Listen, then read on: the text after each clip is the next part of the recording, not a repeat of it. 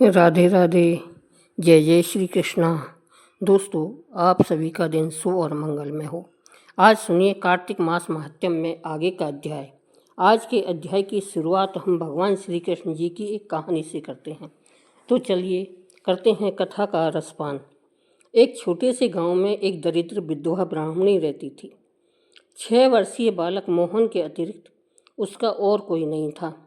वह 2-4 भले घरों से भिक्षा मांगकर अपना तथा बच्चे का पेट भर लेती और भगवान का भजन करती। भीख पूरी न मिलती तो बालक को खिलाकर स्वयं उपवास कर लेती। यही क्रम चलता रहा। ब्राह्मणी को लगा कि ब्राह्मण के बालक को 2 अक्षर न आए तो यह ठीक नहीं है। गांव में पढ़ाने की व्यवस्था नहीं थी। गांव से 2 कोस पर एक पाठशाला थी। ब्राह्मणी अपने बेटे को लेकर वहां गई। उसकी दरिद्रता तथा रोने पर दया करके वहाँ के अध्यापक ने बच्चे को पढ़ाना स्वीकार कर लिया। वहाँ पढ़ने वाले छात्र गुरु के घर में रहते थे, किंतु ब्राह्मणी का पुत्र मोहन अभी बहुत छोटा था और ब्राह्मणी को भी अपने पुत्र को देखे बिना चैन नहीं पड़ता था। अतः मोहन नित्य पढ़ने जाता और सायंकाल घर लौट आता। उसको विद्या प्राप्ति के लिए प्रतिदिन 4 कोस चलना पड़ता। मार्ग में कुछ दूर जंगल था। शाम को लौटने में अंधेरा होने लगता था तो उस जंगल में मोहन को डर लगता था।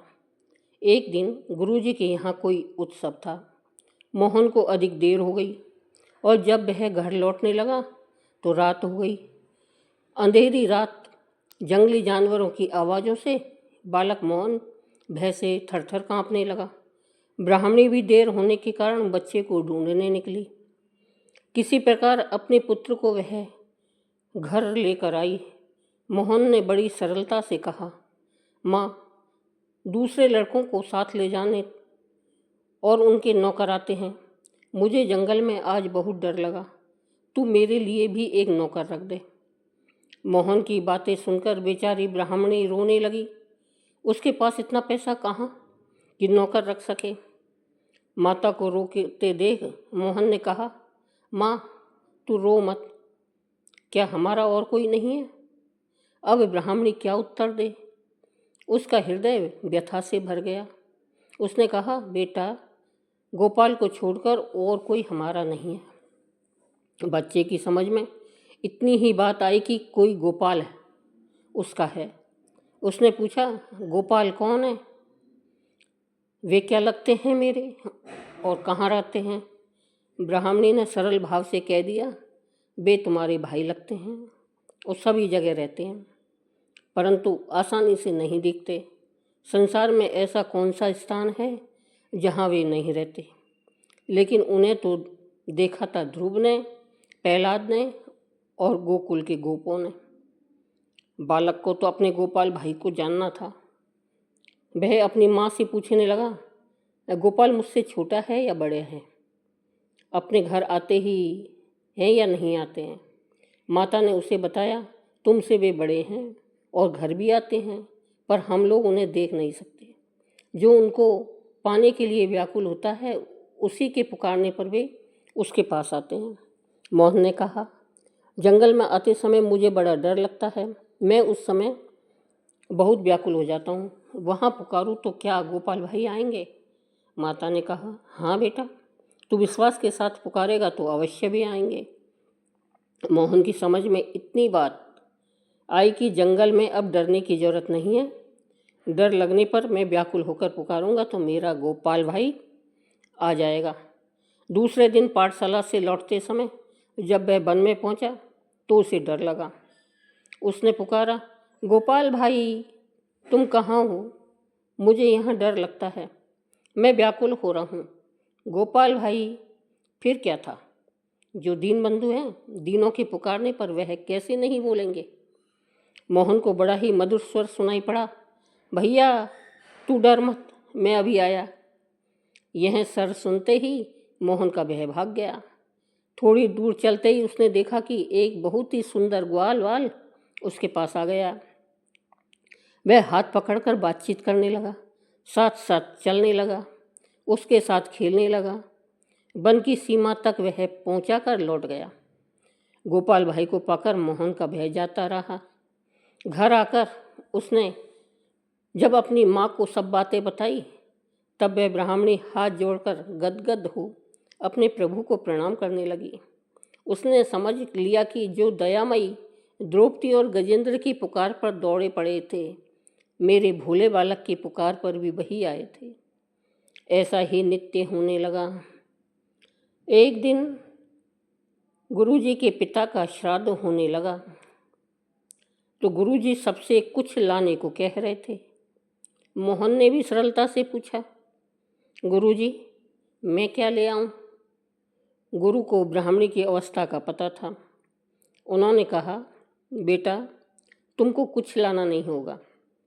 लेकिन मोहन को यह बात कैसे अच्छी लगती? सब लड़के लाएंगे तो मैं भी क्यों ना लाऊं? उसके हट को देखकर गुरुजी ने कह दिया, अच्छा तुम 1 लोटा दूध ले आना। घर जाकर मोहन ने माता से गुरुजी के पिता की श्राद्ध की बात कही और यह भी कहा, मुझे 1 लोटा दूध ले जाने की आज्ञा मिली है। ब्राह्मणी के घर में था क्या जो वह दूध ला के देती? मांगने पर भी उसे दूध कौन देता? लेकिन मोहन ठहरा बालक, वह रोने लगा। अंत में माता ने उसे समझाया, तू गोपाल भाई से दूध मांग लेना, वे अवश्य प्रबंध कर देंगे। अब दूसरे दिन मोहन ने जंगल में गोपाल भाई को जाते हुए पुकारा और मिलने को कहा, आज मेरे गुरुजी के पिता का श्राद्ध है, मुझे 1 लोटा दूध ले जाना है। माँ ने कहा है कि गोपाल भाई से मांग लेना, इसलिए मुझे तुम 1 लोटा दूध ला कर दो। गोपाल ने कहा, मैं तो पहले से ही यह लोटा भर कर दूध लाया हूँ, तुम इसे ले जाओ। मोहन बड़ा प्रसन्न हुआ। पाठशाला में गुरुजी दूसरे लड़कों के उपहार देखने और रखवाने में लगे थे। मोहन हंसता हुआ पहुंचा। कुछ देर तो वह प्रतीक्षा करता रहा कि उसके दूध को भी गुरुजी देखेंगे, पर जब किसी का ध्यान उसकी ओर न गया तब वह बोला, गुरुजी मैं दूध लाया हूँ। गुरुजी ढेरों चीज़ें संभालने में व्यस्त थे। मोहन ने जब उन्हें स्मरण दिलाया तब झुंझलाकर बोले, जरा सा दूध लाकर यह लड़का कान खाए जा रहा है, जैसे इसने हमें निहाल कर दिया। इसका दूध किसी बर्तन में डालकर हटाओ इसे यहाँ से। मोहन अपने इस अपमान से खिन्न हो गया। उसका उत्साह चला गया। उसके नेत्रों से आंसू गिरने लगे। नौकर ने लोटा देकर दूध कटोरे में डाला तो कटोरा भर गया, फिर गिलास में डाला तो वह भी भर गया, बाल्टी में डालने लगा तो वह भी भर गई। भगवान के हाथ से दिया हुआ वह लोटा भर दूध तो अक्षय था। नौकर घबराकर गुरुजी के पास गया। उसकी बात सुनकर गुरुजी तथा सब लोग वहाँ आ गए और अपने सामने एक बड़े पात्र में दूध डालने को उन्होंने कहा। पात्र भर गया पर लोटा तनिक भी खाली नहीं हुआ। इस प्रकार बड़े बड़े बर्तन दूध से भर गए। अब गुरुजी ने पूछा, बेटा तू दूध कहाँ से लाया है? सरलता से बालक ने कहा, मेरे गोपाल भाई ने दिया है। गुरुजी और चकित हुए। उन्होंने पूछा, गोपाल भाई कौन है? तुम्हारे तो कोई भाई नहीं है। मोहन ने दृढ़ता से कहा, है क्यों नहीं, गोपाल मेरा बड़ा भाई है। वह मुझे रोज़ वन में मिल जाते हैं। माँ कहती है कि वह सब जगह रहता है पर दिखता नहीं है। कोई उसे जब बहुत प्यार से और व्याकुल होकर पुकारे तभी वह आते हैं। उससे जो कुछ मांगा जाए वह तुरंत दे देता है। अब गुरुजी को कुछ समझना नहीं था। मोहन को उन्होंने हृदय से लगा लिया। श्राद्ध में उस दूध से खीर बनी और ब्राह्मण उसका स्वाद का वर्णन करते हुए तृप्त नहीं होते थे। गोपाल भाई के दूध का स्वाद स्वर्ग के अमृत में भी नहीं है, तब संसार के किसी पदार्थ में कहाँ से होगा। उस दूध का बना श्रद्धांत पाकर गुरुजी के पितर तृप्ति ही नहीं हुए, माया से भी मुक्त हो गए। श्राद्ध समाप्त हुआ। संध्या को सब लोग चले गए। मोहन को गुरुजी ने रोक लिया था। अब उन्होंने कहा, बेटा मैं तेरे साथ चलता हूँ, तू मुझे अपने गोपाल भाई के दर्शन करा देगा ना? मोहन ने कहा, चलिए। मेरा गोपाल भाई तो पुकारते ही आ जाता है। वन में पहुंचकर उसने पुकारा। उत्तर में उसे सुनाई पड़ा, आज तुम अकेले तो हो नहीं, तुम्हें डर तो लग नहीं रहा होगा, फिर मुझे क्यों बुला रहे हो?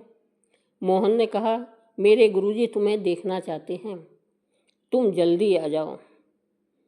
जब मोहन ने गोपाल भाई को देखा तो गुरुजी से कहा, आपने देखा मेरा गोपाल भाई कितना सुंदर है?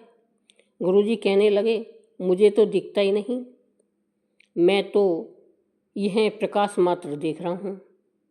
अब मोहन ने कहा, गोपाल भाई तुम मेरे गुरुजी को दिखाई क्यों नहीं पड़ते हो?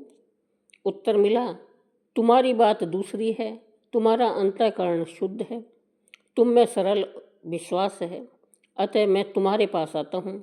तुम्हारे गुरुदेव को जो प्रकाश दिख गया उसके लिए वही बहुत है, उनका इतने से ही कल्याण हो जाएगा। उस अमृत भरे स्वर को सुनकर गुरुदेव का हृदय गदगद हो गया। उन्हें अपने हृदय में भगवान के दर्शन हुए। भगवान की उन्होंने स्तुति की। कुछ देर में जब भगवान अंतर्ध्यान हो गए तब मोहन को साथ लेकर वे उसके घर आए और वहां पहुंचकर उनके नेत्र भी धन्य हो गए। गोपाल भाई उस ब्राह्मणी की गोद में बैठे थे और माता के नेत्रों की अश्रुधारा उनकी काली धराली अलकों से को भिगो रही थी। माता को शरीर की सुध-बुध ही नहीं थी। प्रेम से बोलिए, बांके बिहारी लाल की जय, श्री कृष्ण भगवान की जय। अब आइए श्रवण करते हैं आगे का अध्याय। इतनी कथाएं सुनने के पश्चात महाराज पृथु ने नारद जी से प्रार्थना की कि हे देव ऋषि, आपने कार्तिक माह्त्यम, कर्क चतुर्थी व्रत और गृहस्थ धर्म के बारे में मुझे इतना कुछ बतलाया है, अब कृपा करके तुलसी का माह्त्यम भी बतलाने की कृपा कीजिए। नारद जी बोले, हे राजा पृथु, प्राचीन काल में सह्याद्री क्षेत्र के करवरीपुर में अत्यंत ज्ञानी धर्मात्मा तथा ओम नमो भगवते वासुदेवाय मंत्र का जाप करने वाला धर्मदत्त नाम का एक ब्राह्मण रहता था। वह अतिथियों का आदर सत्कार भी खूब करता था। एक दिन प्रातःकाल एक पहर रात्रि शेष रहने पर वह ब्राह्मण पूजा की सामग्री लेकर भगवान के मंदिर को जा रहा था कि इतने में उसने सामने से आती हुई एक अत्यंत ही भयंकर राक्षसी को देखा। आगे को निकले हुए टेढ़े मेढ़े और बड़े बड़े दांत, लाल नेत्र, बिल्कुल नग्न, लकड़ी के समान सूखा शरीर तथा मुख से घूर घूर शब्द निकल रहा था। ऐसी भयंकर राक्षसी को देखकर भयभीत धर्मदत्त ने अपने हाथ का तुलसी मिश्रित जल उस पर फेंक दिया। जल में मिश्रित तुलसी दल शरीर पर पड़ते ही उस राक्षसी के समस्त पाप दूर हो गए और वह हाथ जोड़कर धर्मदत्त के पैरों पर गिर पड़ी। तब धर्मदत्त ने पूछा कि तू कौन है और किस पाप के कारण इस दशा को प्राप्त हुई है? अपने पापों से मुक्त हो चुकी वह राक्षसी कहने लगी, सौराष्ट्र देश में भिक्षु नामक ब्राह्मण की मैं पत्नी थी। मेरा नाम कलह था। मैं न तो अपने पति से मीठे वचन बोलती थी और न ही अच्छा भोजन व फल ही खाने को देती थी। इस व्यवहार से दुखी होकर जब मेरे पति ने दूसरा विवाह करने का निश्चय किया तो क्रोध में आकर मैंने विष खाकर अपना शरीर त्याग दिया। इसके बाद यमदूत मुझे बांधकर यमराज के पास ले गए। वहाँ चित्रगुप्त जी ने मेरे अच्छे बुरे कर्मों का लेखा जोखा बताते हुए यमराज से कहा, हे महाराज, इसने अपने जीवन में कभी कोई शुभ कार्य नहीं किया, सदैव अपने पति से द्वेष करती रही है। यह सुनकर यमराज ने आज्ञा दी, क्योंकि जिस बर्तन में वह पकाती थी उसी में खाती थी, इसलिए इसको पहले अपनी संतान को खाने वाली बिल्ली की योनि में भेजा जाए। उसके बाद पति से द्वेष करने के कारण इसको विष्ठा खाने वाली सूकरी की योनि प्राप्त हो। तदंतर क्योंकि इसने आत्महत्या की है, इसलिए यह प्रेत योनि में जाए। सो महाराज, मैं 500 वर्ष से इसी योनि में फिर रही हूँ। भूख और प्यास से दुखी होकर एक वैश्य के शरीर में प्रवेश करके मैं कृष्णा और त्रिवेणी नदी के संगम पर गई। जैसे ही मैं नदी के तट पर पहुंची, विष्णु के दूतों ने मुझे वैश्य के शरीर से निकालकर बाहर फेंक दिया। वहां से घूमती फिरती मैं आ रही थी कि आप मिल गए। आपने तुलसी मिश्रित जो जल मेरे ऊपर फेंका है उससे मेरे संपूर्ण पाप नष्ट हो गए हैं। अब कृपा करके इस प्रेत योनि से मेरा उद्धार कीजिए। राक्षसी से सारा वृतांत सुनने के बाद ईश्वर भक्त ब्राह्मण धर्मदत्त ने कहा, तुमको देखकर मुझे अत्यंत दुख हुआ है। मैं जानता हूँ कि तीर्थ व्रत दान आदि सत्कर्म प्रेत योनि में नहीं हो सकते। तुम्हारे पाप अधिक तथा पुण्य बहुत कम है, इसलिए मैंने अपने जीवन काल में जितना कार्तिक मास का स्नान और व्रत किया है उसका आधा पुण्य तुमको देता हूँ। इससे तुम्हें उत्तम गति प्राप्त होगी। इसके पश्चात ब्राह्मण ने ज्यों ही ओम नमो भगवते वासुदेवाय मंत्र पढ़ते हुए तुलसी मिश्रित जल से उसका अभिषेक किया, वह प्रेत योनि से मुक्ति पाकर अग्नि के समान दिव्य देह धारण कर लक्ष्मी के समान रूपवती हो गई। इसके बाद उसने ब्राह्मण को नमस्कार किया। तभी ब्राह्मण विष्णु के पुण्यशील तथा सुशील नामक 2 दूत वहां पर आए और उसको विमान में बैठाकर बैकुंठ को ले गए। उन दूतों ने धर्मदत्त से कहा, हे ब्राह्मण, निरंतर भगवान की भक्ति में लगे रहने के कारण तुम धन्य हो। तुम्हारे द्वारा कार्तिक मास के स्नान व व्रतों का आधा पुण्य दिए जाने के कारण ही इसकी मुक्ति हुई है। हे विप्र, अपने इस त्याग भक्ति और कार्तिक स्नान के प्रताप से कालांतर में तुम राजा के कुल में जन्म लोगे और अंत में वैकुंठ धाम को प्राप्त करोगे। आज का अध्याय यहीं पर समाप्त हुआ। अब आगे का वृतांत आप अगले अध्याय में सुनिएगा। तब तक के लिए जय श्री कृष्ण, राधे राधे, बोलो विष्णु भगवान की जय। दोस्तों, अगर वीडियो पसंद आई हो तो हमारे चैनल को सब्सक्राइब कीजिए और वीडियो को लाइक कीजिए। दोस्तों, कथा को अपने दोस्तों को शेयर कीजिए ताकि इसका पुण्य आपको भी प्राप्त हो सके। कथा सुनाने का पुण्य आपको भी मिल जाएगा। धन्यवाद।